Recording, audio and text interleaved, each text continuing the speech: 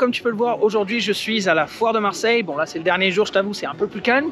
Mais je me suis dit tiens, c'est parfait, je vais profiter de ce petit moment calme pour te parler du Gumby. Donc si tu veux en savoir davantage, je te conseille de ne surtout pas bouger.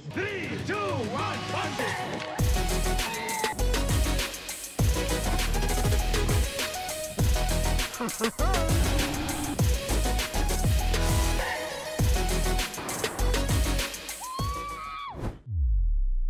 Salut, moi c'est Rudy et j'ai pour objectif de t'apprendre à utiliser tes caméras GoPro tout en stimulant ta créativité. Dans cette vidéo, on va bien entendu parler du nouvel accessoire GoPro, le Gumby, qui est juste ici.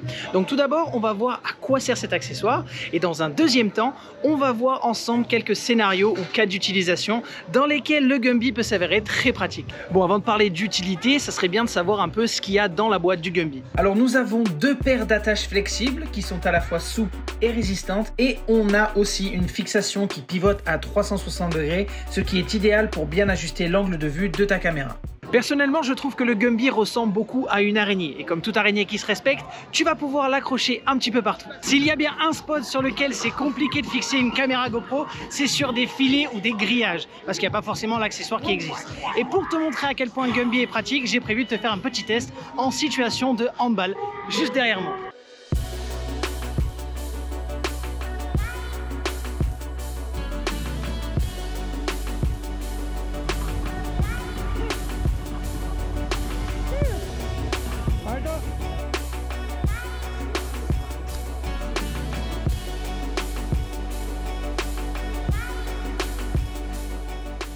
Ensuite, tu peux l'attacher autour d'une barre, d'un poteau ou d'une barrière comme celle-ci.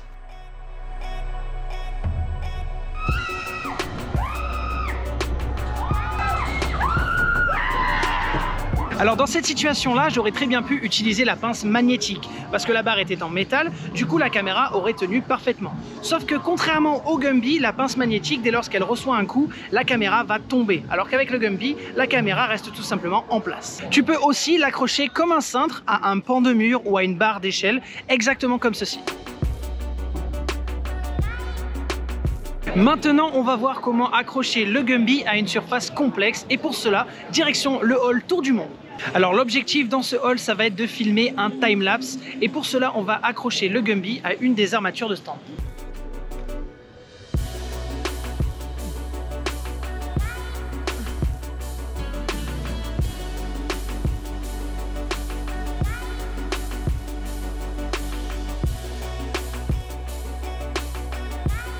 Si jamais tu viens à perdre l'une de tes attaches flexibles ou alors elle est endommagée, elle est plus utilisable, tu peux tout simplement la changer comme ceci.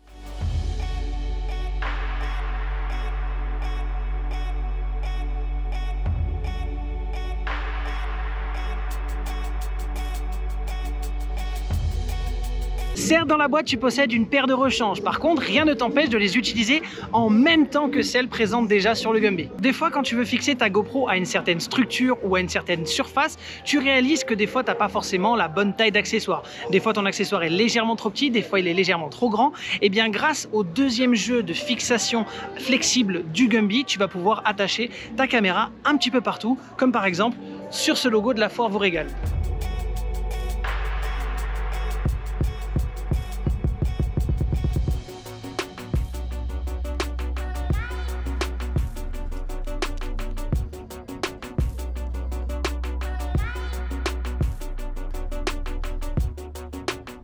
Seul petit point négatif avec le Gumby, c'est qu'il faut savoir qu'une fois que tes attaches flexibles sont toutes twistées et tordues dans tous les sens, elles ne retrouveront clairement jamais leur forme d'origine. Du coup, ça rend un petit peu plus galère des fois le fait d'enlever et de remettre les attaches flexibles dans leurs emplacements.